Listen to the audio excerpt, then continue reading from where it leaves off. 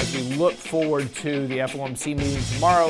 If the meeting comes off in a more dovish manner, we could expect to see this market rally here a bit. Here's what you need to know before the bell. The market over the next couple of days is starting to kind of price in a little bit of what they expect to happen.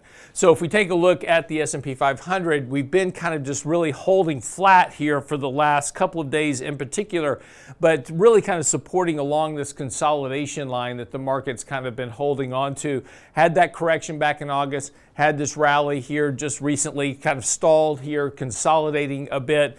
We're very, very kind of getting back to oversold conditions, close to triggering a short-term sell signal. But again, that can reverse if the market does rally. So again, as we look forward to the FOMC meeting tomorrow, if the meeting comes off in a more dovish manner, we could expect to see this market rally here a bit. So again, as we kind of move through September and into October, and part of what we'll talk about on today's show is, again, we're getting set up for that kind of seasonally strong period of the year. We're not there yet, but again, as you kind of tend to look at the markets and where we're setting up, confidence has settled down a bit. Sentiment has come back a bit here.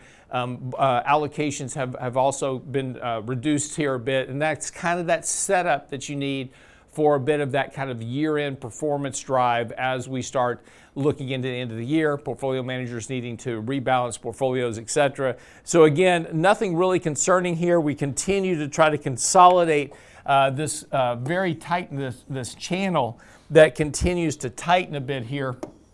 We're getting a very compressed level of prices. So we're going to get a move one way or the other. It could break out to the downside.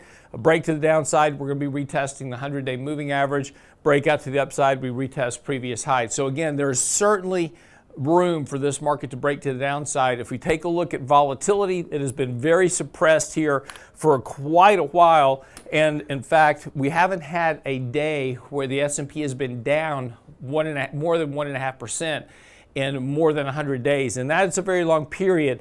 But again, volatility remains very suppressed here. So there is certainly a risk of a downside break. So don't, completely dismiss that. But even if that occurs here in the short term, I expect it to be short-lived as we start to get set up for that kind of year-end rally. But that's what you need to know before the bell.